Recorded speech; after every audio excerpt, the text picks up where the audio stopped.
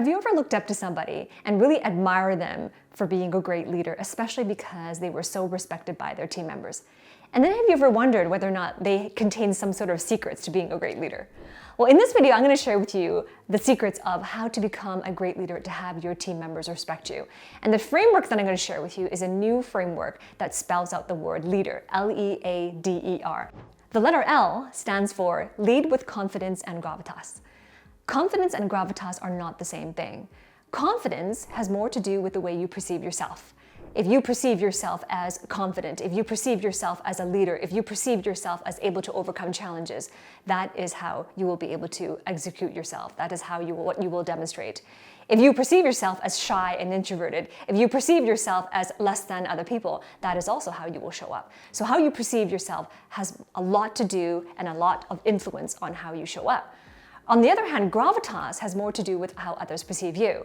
If others perceive you as a thought leader, if others perceive you as a confident person, if others perceive you as a trustworthy and a critical thinker, then you will have the authority and people will lend you their ears. You will be perceived as a sought-after communicator and they will come and seek you. So confidence and gravitas are not the same thing. And it's important to be able to command respect of your team members, to lead with both confidence and gravitas. Confidence comes first. How do you perceive yourself is going to be what you believe about yourself, the story you tell yourself about you, and that translates to gravitas, how others perceive you. Success comes from the inside out. So lead with both confidence and gravitas. It's no coincidence that one of the most important ingredients to executive presence is confidence and gravitas. Letter E stands for empower with sincerity. As a leader of teams, one of the most important processes that you're going to be continuously involved in is the process of moving yourself from tactical activities into higher level strategy. As a leader, you might have ambitions that you want to be involved in high level strategy, higher level decisions, higher level acumen in terms of the business and in terms of your industry marketplace. As a result of that, in the beginnings, you might be delegating tasks to your team members, but soon enough, you're going to be delegating success. So being able to empower your team members is going to be part and parcel of your role and your responsibilities. Can you empower your team members sincerely so that they're going to take on some of the more tactical positions that you had? Are you going to be able to compliment them and give them constructive feedback with sincerity in terms of where they need to step up, in terms of what skills they might need to develop, in terms of where their goals and where their focus needs to be? Are you able to empower them so that they can lead certain things without your presence? When it comes to stepping into higher level strategy, you won't have the time or the bandwidth or the ability to be there for every single decision they are going to make. You won't be there to hold their hand with every day-to-day activity they're going to take. As a result of that, your ability to empower your team members means giving them the independence, giving them the critical thinking and the abilities and the capabilities to be able to be independent to making those decisions even when you're not there. So that is why letter E stands for empower with sincerity. The next one is in leader, L-E-A. A stands for armor yourself with posture. Posture is a really deep word.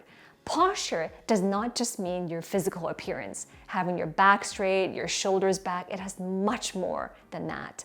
Posturing comes from the inside out. The internal part of posture means how you show up. What energy are you bringing to your teams? How do you perceive your team members individually? How do you perceive them as a perspective? What do you see in terms of their future?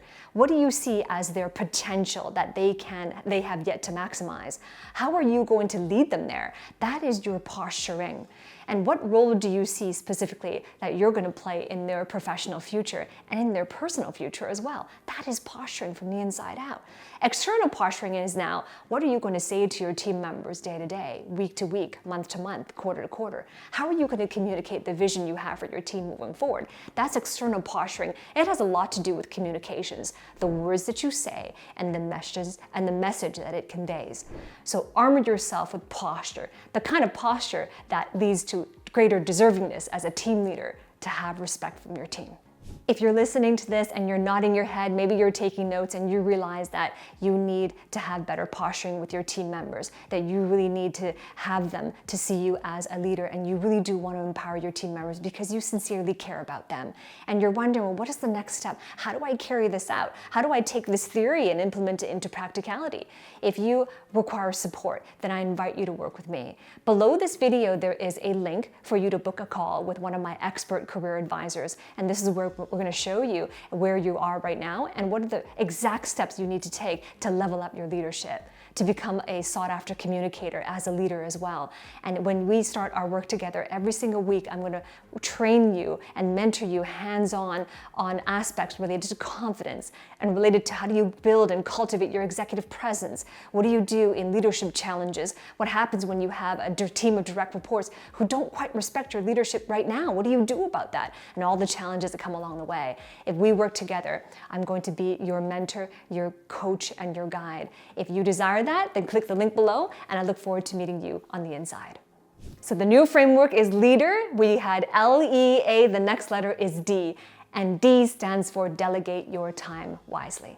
Remember I mentioned earlier in this video where I said that one of the most important opportunities as a leader is a process, a continuous process of moving yourself from tactical activities to higher level strategy. This means to delegate your time wisely. What are all the activities that you are a part of right now? Some of those activities do not warrant your attention. Some of those activities are too tactical for where you're at or too tactical for where you're going and where you're growing as a leader. So this is important that you are delegating your time wisely to be able to identify using data, not by feeling, but to be able to identify, what am I going to delegate? Am I delegating an activity or am I delegating success? And that is an important strategy. And that movement, that process of going to higher level strategy doesn't stop. It will continue as long as you want to grow. It will continue as long as the company grows as well. So that is why the letter D is here. Delegate your time wisely. The next one up, L-E-A-D-E, second last in the framework. This E stands for to exude presence. So what do I mean by presence? I really mean to be present. A lot of leadership has to do with all the things, activities you have to do. It has to do with doing. But have you noticed that some leaders who have been around for a long time, who've been leading a long time, projects and people, sometimes they're unable to do the things that are called for of them. And that's because in order for you to be able to do the leadership activities successful to the next level, we need to become the person who can do them. And so exuding presence is the kind of presence of mind, equanimity of mind, where you truly are in your purpose, on your purpose. It's clarity of purpose, clarity of mission, clarity of your own values, who you are and what's important to you.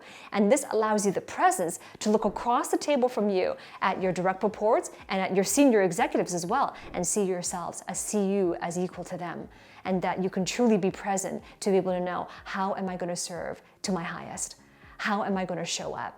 Why am I doing what I'm doing? And what am I really feeling right now? What are my challenges really are that are holding me back from where I want to be? That awareness, when you are present, it gives you the awareness of self. It gives you the awareness of your environment. It gives you the awareness of your situation and the other people. It gives you that heightened sense of awareness so that you know exactly what to do next, what the strategy is moving forward. So that is why there is this step, letter E, which is to exude presence.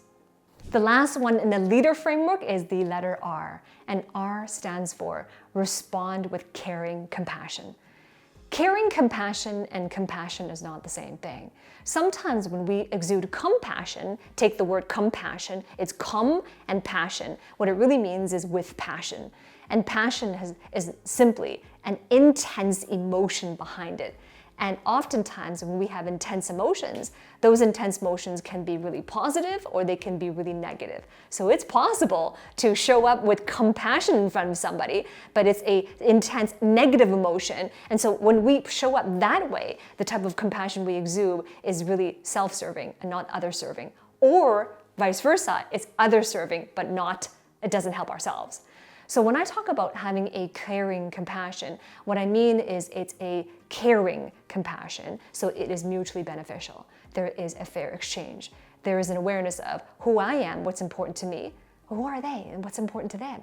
And it may not be the same. What's important to you may not be the same thing that's important to them, but I'm here to show up and create this fair exchange. And when I respond with caring compassion to my team members, I'm able to serve them, I'm able to be true to myself and authentic as an authentic leader, and I'm able to support them to achieve their goals, and in vice versa, while they achieve their goals, we can achieve our team goals as well. So this caring compassion is a really important skill to build as a leader to gain your team's respect. I have prepared some content for you if you are a leader right now and you're noticing that one of the biggest opportunities for you is to exude confidence in front of your team. In this next video coming right up, stay tuned. I'm going to share with you some hacks on how you can exude confidence in speaking to your team members. Let's go. I'll see you there.